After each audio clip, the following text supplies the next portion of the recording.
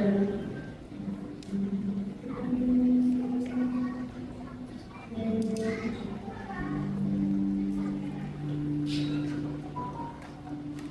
2, verses 5 hanggang 11.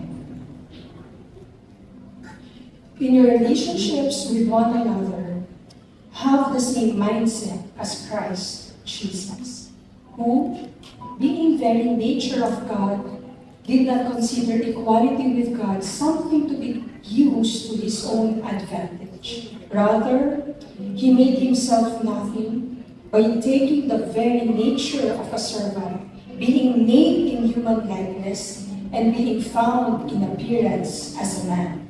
He humbled himself by becoming obedient to death, even death on a cross. Therefore, God exalted him to the highest place and gave him the name that is above every name, that at the name of Jesus, every knee should bow in heaven and on earth and under the earth, and every tongue acknowledge that Jesus Christ is Lord, to the glory of God the Father. Amen. Amen. Hallelujah. Panginoon Diyos, salamat. Ikaw ang nagbigay ng liwanag sa mundong ito. Ikaw din ang nagbibigay ng liwanag sa kadiliman ng bawat buhay na nasira. Ikaw ang bumuo. Ikaw ang nagbigay ng tunay na buhay na ganap at kasiyasiya. Ikaw ang nagbigay ng panibagong meaning and purpose sa buhay ng bawat isang anak mo na narito. Kaya kami ay nandito dahil nagpapasalamat kami.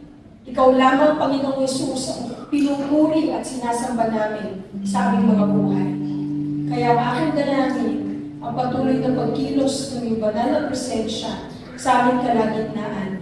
As we remember your life, Jesus, here on earth, your birth, we have the Messiah, the Savior, Emmanuel, God that is with us.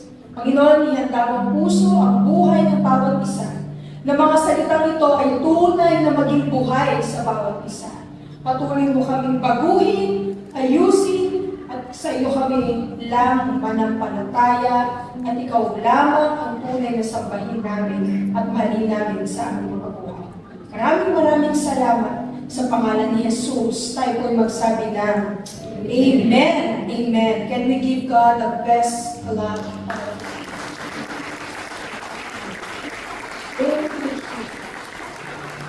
Salamat pa naman Jesus sa mga kapanganakan. Good morning everyone. Meron tayong isang paggagawin pagbate. Merry Christmas. Pwede po ba natin batiin yung katabi natin Merry Christmas? Masaya ba ang Pasko ninyo, ang parating ninyong Pasko? Ito po yung season, ito yung time na kung saan nag-aantay talaga tayo ng Pasko. Sinabi nga minsan ng asawa ko, doon sa kapatid ko na si Roy, Kuya Roy, feeling ko buong taon dito sa Pilipinas, nagtatrabaho ito para sa Pasko. Iba po tayo mga Pilipino eh. Talaga yung Pasko, pinaghahandaan natin. Hindi na natin ito pinaghahandaan para doon sa mga material things, kundi binibigyan talaga din natin yung mga pamilya natin, di ba? Nagsasalo-salo tayo, nagsasama-sama, dahil remember na meron tayong maraming pagpapala sa buhay natin. At more than the material things, yung relationship na meron tayo sa bawat isa. Can you tell your neighbor, the person beside you, peace be with you naman. Make sure may peace kayo sa isa't isa. Alam niyo po, ito pong fourth light na ating sinilihan is the light of love. As we continue, and this is the last, doon po sa season, the four candles, the first is the light of hope, the light of peace, the light of joy, and today it is the light of love. And Jesus is the light ng ating mga buhay. Si Jesus ang nagbigay ng liwanag ng pag-ibig sa ating mga buhay at pinakita ito sa atin ng Diyos sa pamagitan ng pagbibigay ng buhay ng kaisa-isa niyang anak na si Jesus. Doon po sa pasimula ng ating talata na binasa kanina or ng ating worship service in John 3:16. Kung memorize po niyo yung John 3:16, pwede po ba natin banggitin ang magkakasabay as a church. For God so loved the world that He gave His one and only Son, that whosoever believes in Him will not perish but have eternal life. Ganun na lamang ang pag-ibig ng Diyos sa bawat isa sa inyo na ibinigay ng Diyos Ama ang pinakamamahal at kaisa-isa niyang anak na si Jesus. Dinala niya sa mundong ito upang maging tao, magkatawang tao, para abutin tayo ng Diyos. This kind of love reaches down to the people na may mga pagkukulang, sabihin na natin makasalanan, para bigyan ng liwanag ang inyong buhay. By making a way through Jesus Christ, nagkaroon tayo ng liwanag sa buhay. These candles are just symbols. These candles are just symbols of Jesus is really our hope. Jesus is your peace. Jesus is your joy. And the true meaning of love is God is love. Pinakita ng Diyos sa kanyang pag-ibig sa atin ang binigay niya si Jesus. The love of Jesus by sacrificing His life sa atin, Jamie, I think nasa kung makikita po natin, no, this picture, kanina, dinala si Jesus. First picture mo na, Jamie, para makita niya. Bilang isang sanggol, pero tatandaan natin po ang pagpunta ng Diyos sa mundo ito, hindi siya nanatili sa sabsaban. But the best symbol and the best thing na maaalala natin tungkol sa buhay ni Jesus is the death on the cross. Next slide, please. By sacrificing His life. Tignan niyo po yung binasa natin kanina sa Filipos chapter 2, verse 8. Ang sabi po sa Tagalog version, siya ay nagpakumbaba. I think it's there, Jamie. Philippians 2:8. Meron ba? Yan. And being found in appearance as a man, He humbled Himself by becoming obedient to death, even death on the cross. Sino po yung nagpakumbaba? Nagpakumbaba si Jesus. Naging masunurin siya. At yung pagsunod niya hanggang kamatayan sa cross. So that cross is a symbol ng pag-ibig sa iyo ng Panginoong Jesus. Hindi siya nanatili sa sabsaban. Lumaki siya. Naging adult siya. Nagsimula siyang mag-minister. And remember, the first na bago po si Jesus ay mag-perform ng kanyang ministry as an adult in Luke chapter 4, if I'm not mistaken, it's there in Luke chapter 4. Binuksan niyo po yung scroll ni Isaiah. At sabi ni Jesus, the Spirit of the Lord is upon me because He has anointed me to preach good news to the poor, to heal the brokenhearted, to set the captives free. Napakaganda ng gagawin ng Panginoong Yesus sa mundong ito. Hindi niya ito ginawa dahil napilitan siya. Hindi niya ito ginawa dahil kailangan lang niya. Kundi ang tunay na dahilan bakit ito ginawa ni Jesus dahil mahal ka niya. Diyos si Jesus. Pwede naman yung iutos sa mga anghel na i-process na lang yung kaligtasan niyo. Pero bakit? Kailangan niya pang mamatay sa cross. Kailangan niya pang mag-sacrifice. Kailangan niya mag-alay ng buhay. Kailangan niya maging tao para maunawaan ano yung pagkaraanan. Have you been betrayed? Have you been feel rejected? Ikaw ba ay nakaranas rin ng mga karamdaman, ng lungkot, ng temptation sa buhay? Ang lahat ng ito ay naranasan ng Panginoong Yesus. Bakit inalaw na siya ay pumunta doon sa cross? Bakit niya hinayaan yung sarili niya na pumunta sa cross? Gayon na Diyos naman siya. Dahil ganito po din i-demonstrate. Jamie, why did He allow Himself to go to the cross? Basahin po natin yung first point, to demonstrate God's love. Ngunit ipinakita ng Diyos ang kanyang pag-ibig sa atin nang tayo ay makasalanan pa. Kailan ba nakita ng Diyos yung pag-ibig niya sa atin? Nung tayo ay makasalanan pa. Pinakita ng Diyos ang pag-ibig niya sa iyo nung hindi mo pa siya binibigyan pansin. Pinakita ng Diyos ang pag-ibig niya sa iyo nung hindi mo pa siya pinahahalagahan. Pinakita ng Diyos yung pag-ibig niya sa bawat isa bago pa tayo ipinganak. Ipinakita ng Diyos ang pag-ibig niya sa atin sa pamamagitan ng kamatayan ni Kristo. Ito po yung motivation ng Diyos. Bakit kinakailangan niyang mamatay doon sa cross dahil sa pag-ibig sa iyo. Gusto ng Diyos na malaman mo kung gaano kanya kamahal na handa siyang ibigay ang buhay niya dahil sa pagmamahal sa iyo. Marami po ang magulang ang nagmamahal. Maraming kaibigan ang nagmamahal. Pero bilang isang anak, tayo ay magmamahal sa magulang natin dahil inaalagaan tayo ng magulang natin. Mahal mo yung anak mo dahil anak mo yan. Mahal mo yung kaibigan mo dahil mabait siya sa'yo. Pero ang Diyos, minahal ka na kahit hindi mo pa siya pinapansin. Alam mo ba isang dahilan kung bakit ka nakaranas sa matinding problema at pagsubok sa buhay? Dahil gustong abutin ng Diyos yung karanasan mo na yan para mas maunawaan mo yung lalim ng pag-ibig niya na sabihin sa'yo, anak, ano ba yung pinagdadaanan mong bigat? Hirap, sakit sa panahon na ito, I feel you. Ang dahilan kung bakit ako namatay sa cross para bigyan ka ng kagalingan. And the healing that I am offering you is not a temporary healing, but eternal healing. Marami po sa atin ang pwedeng magkaroon ng sugat. Marami sa atin ang pwedeng magkaroon ng karamdaman physically, and some of us maybe matindi yung pinagdadaanan ng karamdaman. You are not sure if you will still be healed, pero tandaan po natin, yung buhay natin sa mundong ito ay pansamantala lamang. Pero kaya kang bigyan ng Panginoon ng buhay na walang hanggan, at yung buhay mo ngayon, ano man yung mga pinagdaanan mong sakit, emotional wounds, ano man yung ginawa sa'yo ng ibang tao, di ba?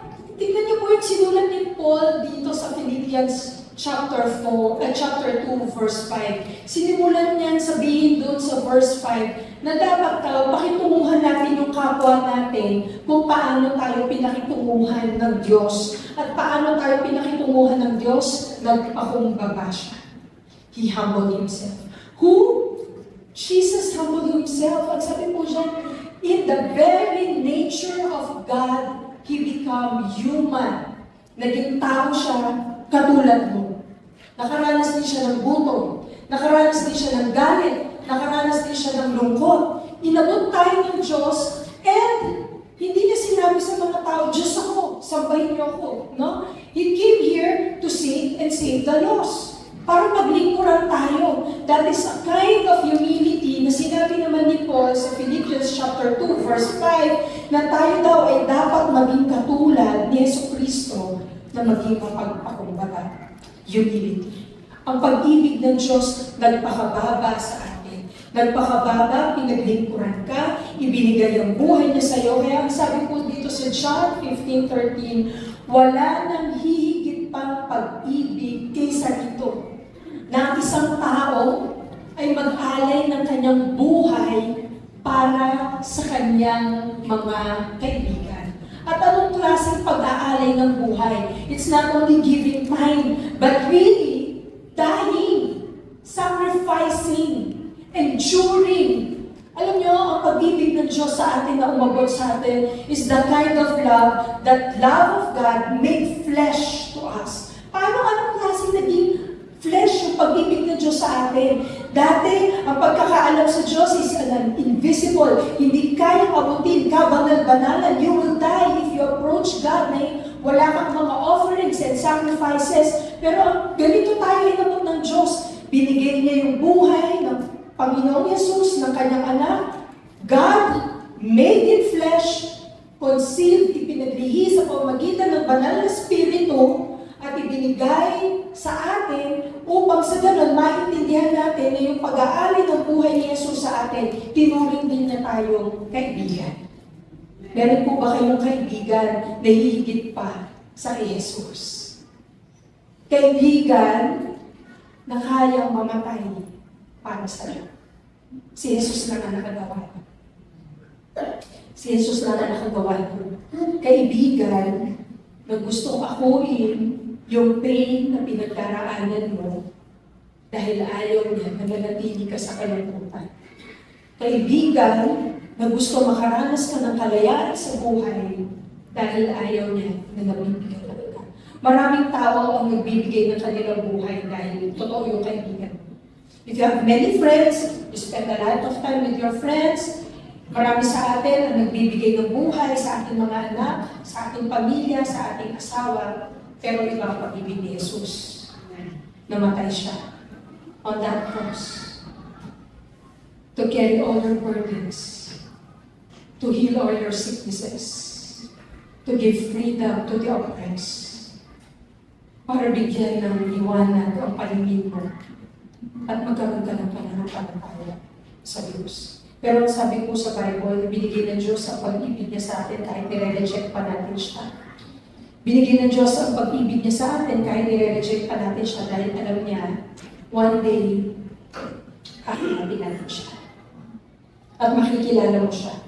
At ang kapanganakan ni Jesus, ibinigay niya ang kanyang buhay sa atin. Ito yung totoong pag-ibig. Real love is giving your life. That is the reason of Christmas. Dinemonstrate ng Diyos ang pag-ibig niya sa atin. Sabihin nga po natin ulit yung John 3:16, For God so loved the world that He gave His one and only Son, that whosoever believes in Him will not perish, but have eternal or everlasting. To demonstrate God's love, ibinigay niya ang buhay ni Jesus. Second, basahin po natin, to pay for my sins. Para magbayad, para tubusin yung kasalanan natin. Kapag po tayo may binayolate sa batas, we need to pay yung penalty. Kapag may binrate tayo sa batas, kailangan mong magbayad. Nahuli na po ba kayo ng pulis? Nakikitan? Nagbayad po ba kayo o naglagay na lang? Marami po sa atin, we cannot refuse, meron batas na kailangan natin sundin. At kung tayo ay nagkamali, kailangan natin pagbayaran. Bawat isa po sa atin may kasalanan. Bawat po isa sa atin ay hindi perfect. Kahit anong sikapin mong maging mabait, maging mabuting mag-aaral, mabuting anak, mabuting adult, time to time, lahi ka pa rin ni Eva at saka ni Adan. May kasalanan. And to time, you're still selfish, you're greedy. Pero alam niyo po, sabi ko sa Romans 6:23, kamatayan ang kabayaran ng kasalanan. Ang kabayaran pala ng mali natin, ng kasalanan natin, is death. For the wages of sin is death, but the gift of God is eternal life. Yung kaloob ng Diyos ay buhay na walang hanggan sa pamamagitan ni Kristo Jesus na ating Panginoon. Binayaran na ng Diyos sa pamamagitan ng buhay ni Jesus yung utang mo, yung penalty mo. Di ba po napakasarap malaman na may magbabayad ng utang mo? Hindi lang yung utang ng pera. Pero syempre, sino po sa inyo yung may mga utang? Pumating na sa puso mo. Huwag mo sabihin na kalimutan mo yung utang mo. Nagkaungi siya ng oras na nagbayaran. Kung may utang tayo, no? Anong dapat nang gawin sa utang? Pakilakas nga po. Tanungin ko naman kayo, nautangan na po ba kayo? Yung mga nautangan, magsabi nga po ng opo. Okay, malamang may nangutang dito, hindi pa nagbabayad, yun daw opo. Alam nyo, kapag ikaw inutangan ka, binigyan ka ng pangako ng bayad. Tama? Kaya nga utang. May pangakong magbayad. Pagka hindi mo binayaran ng utang, ano dapat gawin? Kaya, singilin. Pag nakalimutan niya yung utang niya, Dalhin sa barangay. Huwag niyo na dalhin kay pastor. Minsan po may magsasabi sa akin, pastora, hindi nagbabayad. Aba, nung nagpatangan naman kayo, hindi ako kasali dyan. Nung hindi na magbayad, ini-involve niyo si pastora. So sasabihin ko po sa church na to, wala pong mangungutang at walang magpapautang. Amen po ba? Batas ni Pastora Joy. Alam niyo kasi po, minsan, yung utangan, malaking problema po yan. No? Pag hindi ka na nabayaran, nagkakaproblema. Yung feeling mo na nahihiya ka kasi hindi ka makabayad, walang-wala talaga. Meron ng utang, pero nakita mo nakakapag-bakasyon pa, nakakabili pa ng bagong sapatos, samantalang, di ba, alipin ng nagpautang ang nangutang. Susubaybayan mo sa Facebook, nakakapag-Starbucks pa. Hindi pa ako binabayaran sa utang. Imagine niyo yung utang mo. Nakabayaran ka sa lahat. Binayaran ni Jesus. Para maging malaya ka sa lahat ng guilt. Para maging magaling ka sa lahat ng karamdaman mo. The kind of wounds that are difficult to heal are the emotional pain. The emotional pain, wounds na ibinigay sa atin ng mga people na in-expect natin who will really care for us, who will stay with us, who will nourish us. Pero minsan yung anak sobrang sinaktan ng magulang. Ang mga anak nagrebelde sa magulang. Yung mahal mo sa buhay na pinagbigyan mo ng lahat ng pwede mong ibigay, binetray at niloko ka. Sa negosyo, niloko ka. Sa trabaho, pinaasa ka lang. Ang dami na pagdaraanan ng bawat isa sa atin. Paano tayo magre-respond sa mga ganitong sitwasyon that people in this world are cruel, people in this world are not always good to us.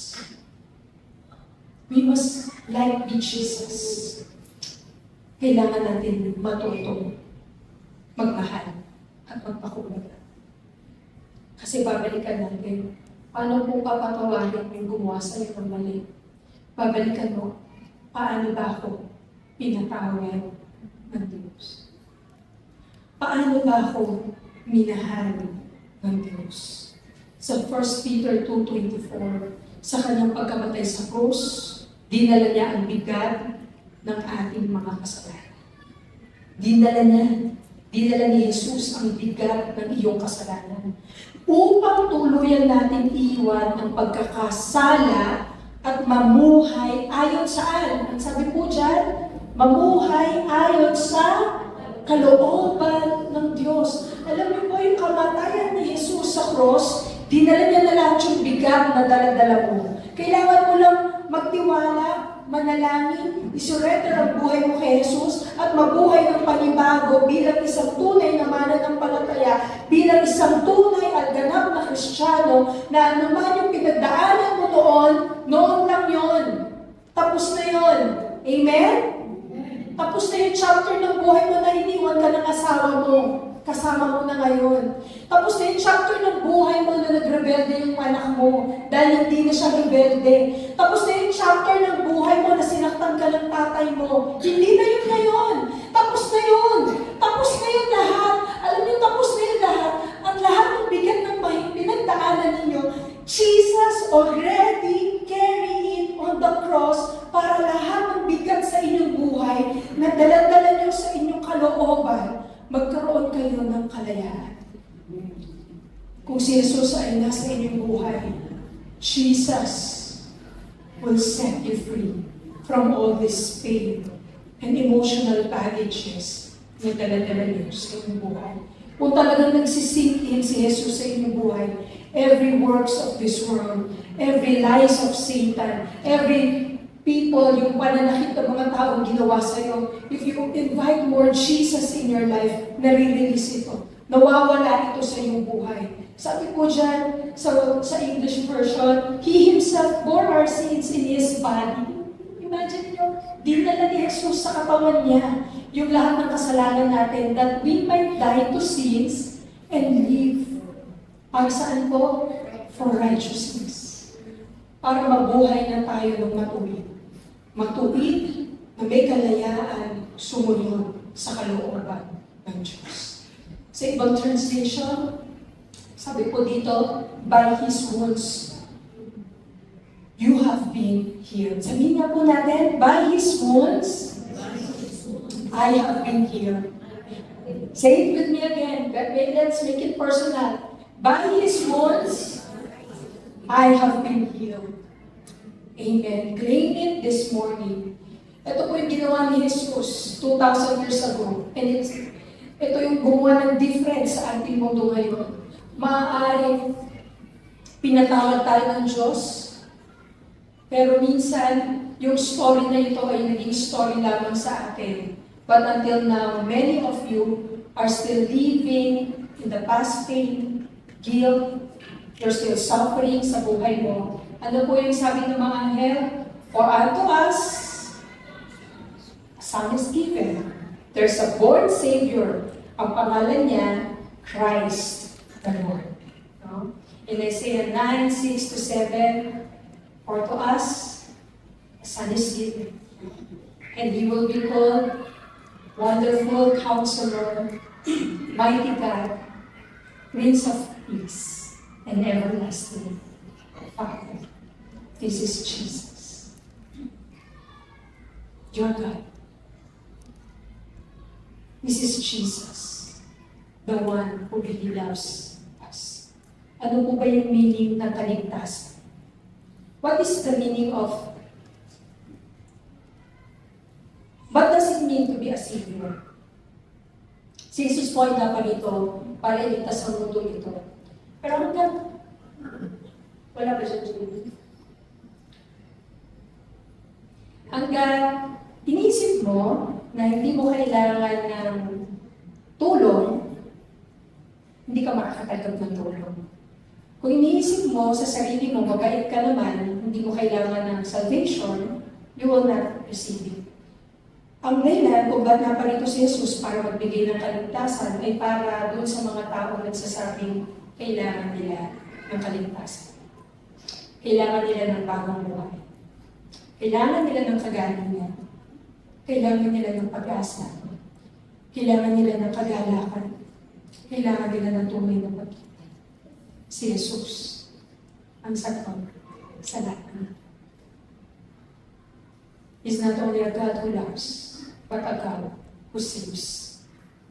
If you realize na kailangan mo ng Diyos sa iyong buhay, ng tagapagligtas, ililigtas ka niya kung tatanggapin mo si Jesus bilang Panginoon ng iyong buhay. Pero minsan ang problema, marami ang hindi naghahanap ng kaligtasan dahil tingin nila hindi nila kailangan. Kaya tingnan niyo ang Panginoon kumikilos sa ating mga karanasan. Kamustahin mo yung kapatid mo. Sabihin mo sa katabi mo, kamusta ka na ngayon?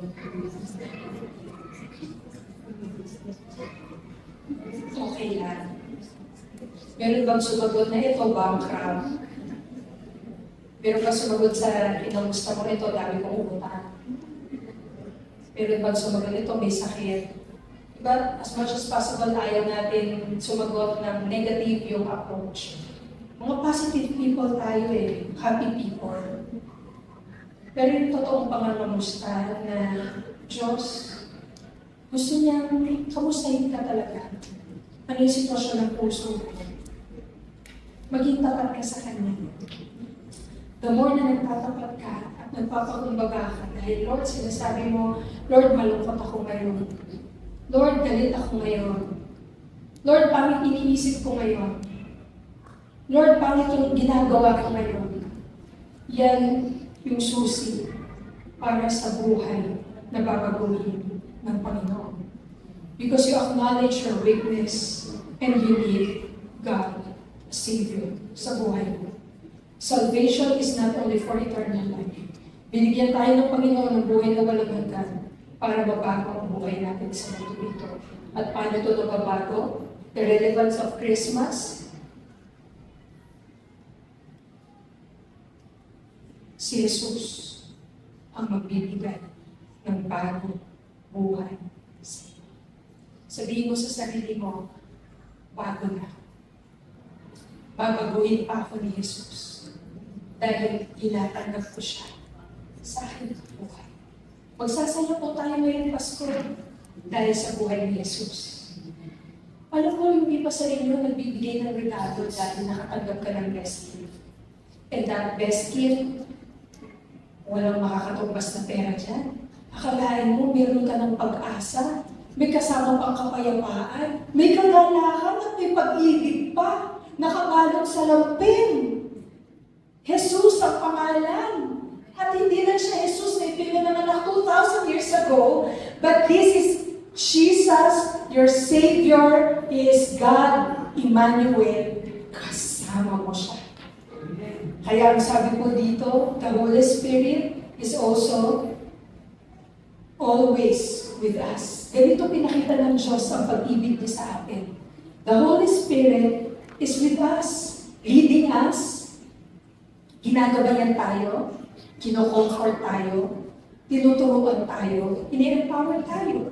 Ano po ba yung bunga ng banal na espiritu?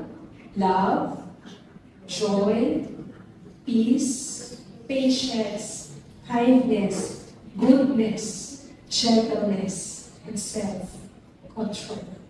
Makita po natin kung paano tayo nakaranas ng tunay ng pag-ibig. God the Father sent His one and only Son, Jesus. Ganun ang pag-ibig niya. Nagbigay siya ng anak. At paano pinakita ni Jesus ang pag-ibig niya sa atin? Inalay niyang kusang loob ang kanyang buhay.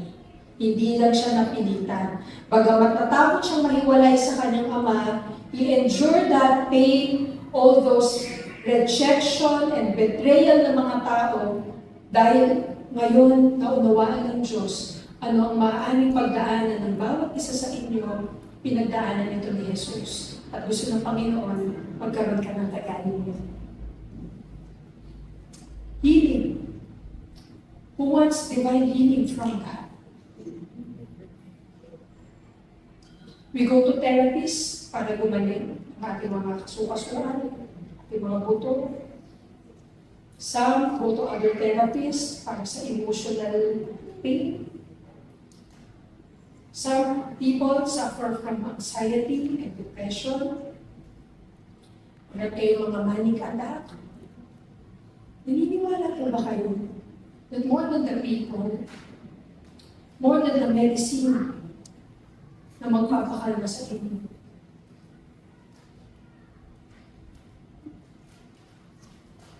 kaya kayo pagalingin ng Diyos complete.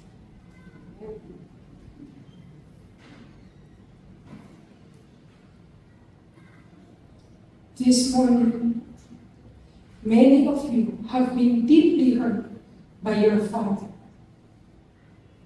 Many of you have been deeply hurt by your children, by your friends.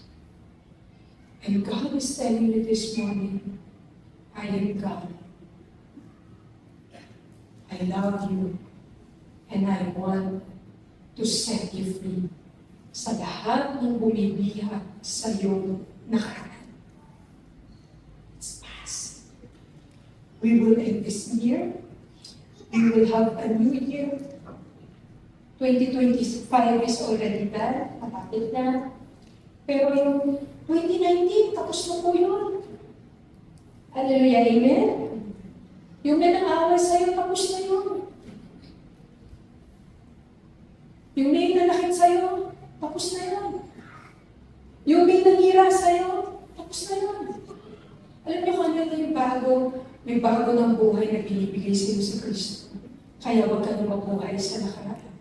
Accept the love of Jesus. When you accept the love of Jesus, I believe there will be supernatural healing. By the power of the Holy Spirit, you can receive full deliverance, complete and divine healing. Ang sabi po dito sa Psalm 34:18, basahin po natin magkakasabay. The Lord is close to the brokenhearted and saves those who are crushed in spirit. Next. Basahin ulit natin. He heals the brokenhearted and binds up their wounds. And last, lumapit kayo sa akin, kayo lahat na nahihirapan at nabibigatan sa inyong pasanin. At bibigyan ko kayo ng kapahingahan.